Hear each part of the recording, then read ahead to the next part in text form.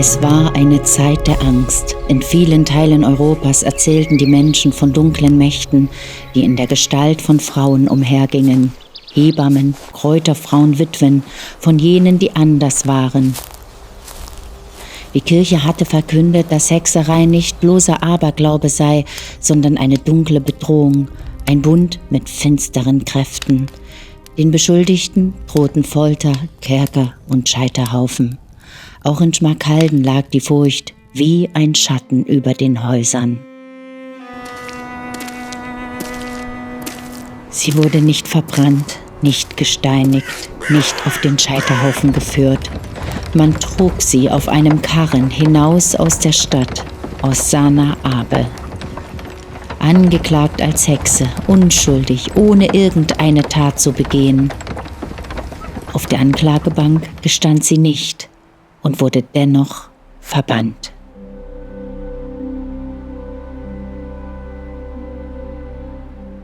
Schmalkalden, ein früher Morgen im Sommer 1657. Die Gassen sind leer und doch liegt eine unsichtbare Unruhe in der Luft. Die Kirche hatte längst entschieden, Zauberei ist kein Aberglaube, sondern eine Bedrohung. Und wer mit Dämonen im Bunde stand, dem drohten Folter, Kerker und Scheiterhaufen. Der Hexenhammer, ein grausames Handbuch aus dem Jahr 1487, legte genau fest, wie man sie zu finden hatte, wie man sie brechen sollte und wie man sie richten musste. Auch in Schmalkalden. Heil uns, Herr, beschütze uns vor Leid und Unheil. Aus Sana Abe, Witwe, Kräuterfrau, Segenssprecherin. Sie half den Kranken, flüsterte Worte gegen das Fieber.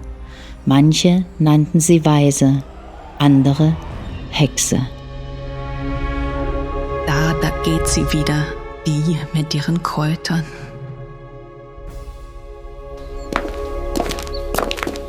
Sei vorsichtig, Kind. Man sagt, sie kann Unheil herbeireden.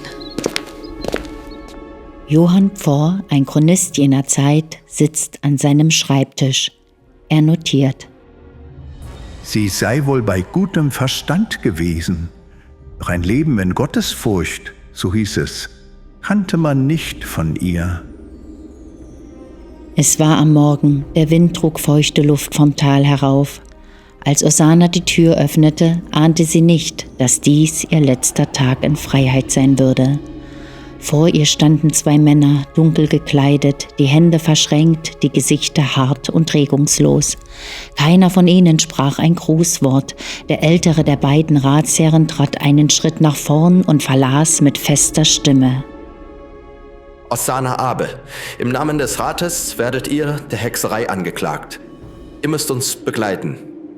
Einen Moment lang war alles still. Nur der Wind rührte an einem Sträußchen getrockneter Kräuter, das über der Tür hing. Osana starrte die Männer an. Ihre Lippen öffneten sich, doch kein Wort kam heraus. Dann sagte sie brüchig, kaum hörbar. Hexerei? Was soll das heißen? Ich habe nichts getan. Osana wich einen halben Schritt zurück. Ihr Blick huschte ins Haus, als wollte sie fliehen. Doch sie wusste, es war zu spät. So endete Osanas Freiheit und es begann der dunkle Weg durch Angst und Verzweiflung. Am Marktbrunnen flüsterten zwei Frauen, leiser als sonst. »Sie hat doch nur geholfen«, sagte die eine. Doch andere wussten mehr. Es war Neid, hieß es, alter Groll aus dem eigenen Blut.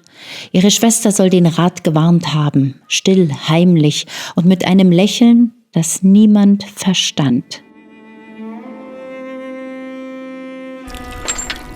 723 Tage eingekerkert, davon über 600 in Eisen, Brot, Wasser, Kälte. Der Kristallturm der Schmalkalder Wilhelmsburg war kein Ort des Schutzes, sondern der Furcht. Er erhob sich über den Städtchen, kalt und abweisend. Tief unter den Gemächern der Ratsherren lag das Verlies. Ein fensterloser Raum, den man nicht durch eine Tür betrat. Man ließ die Gefangenen hinab, durch das sogenannte Angstloch, ein schmaler Schacht in der Decke, 5 Meter tief. Unten erwartete sie nichts als Dunkelheit und Nässe. 2 winzige Luftschlitze ließen gerade genug Licht herein, um die Umrisse von Stein, Eisen und Verfall zu erahnen. Der Boden nass, kalt, bedeckt mit Dreck, Unrat, Exkrementen. Die Kälte und Dunkelheit ihre ständigen Begleiter. 35 Gulden für das tägliche An- und Abketten. Der Kerker kostet, alles kostet. Der Wärter, der Folterknecht, der Gerichtsschreiber, sogar der Holzklotz unter ihren Knien. In den oberen Stockwerken lagen die Verhörräume und die Gerichtsstube, dort, wo über Schuld entschieden wurde, lange bevor ein Urteil gesprochen war. Hier in diesem düsteren Verlies begann Osanna ihren langen Weg durch Angst und Verzweiflung.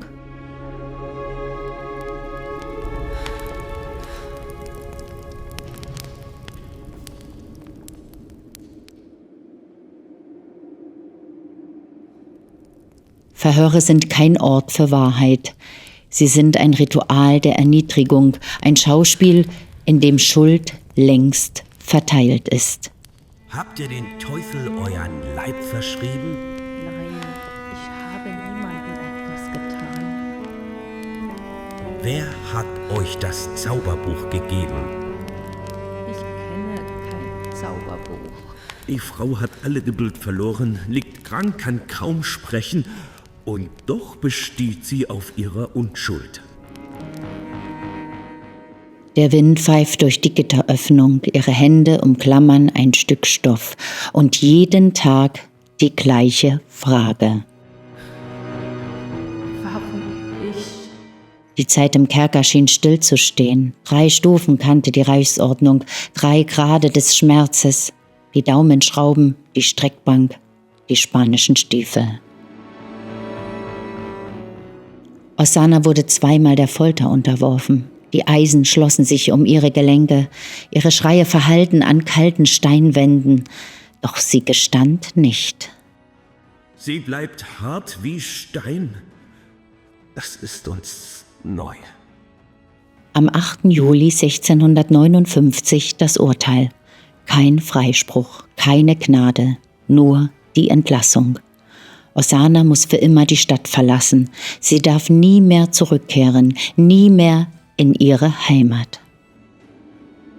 Man fährt sie über die Grenze, von jedem angesehen, von niemandem bedauert. Doch Osanna sitzt aufrecht. Ihr Blick ist müde, aber nicht gebrochen. In Schwarza bleibt der Karren stehen. Niemand will sie aufnehmen. Der Weg zurück endlos. Osanna muss weiter. Sie kriecht auf Händen und Füßen den Weg zurück, den sie nie wieder gehen wollte. Die Kinder verstecken sie im Wald, in einer armseligen Laube aus Zweigen und Stoff. Jede Nacht fürchtet sie, entdeckt zu werden. Ihre Tochter schleicht sich in ihre Nähe, trägt die Mutter heimlich ins Haus, versorgt sie mit Brot, mit Wasser und mit Trost. Die letzten Wochen verbringt sie im Verborgenen. Der letzte Eintrag im Kirchenbuch. Auf ihren Wunsch ward ihr das Abendmahl gereicht.